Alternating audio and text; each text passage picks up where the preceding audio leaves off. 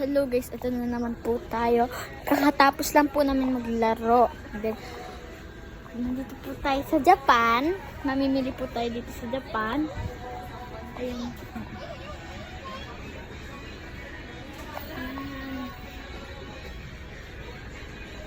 Nandito po tayo sa Japan. Ang daming Hello Kitty gamit.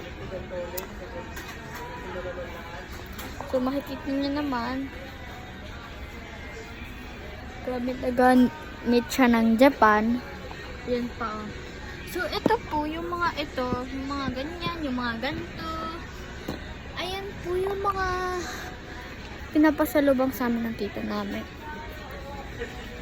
Hala, nasan si daddy? Oh my gosh.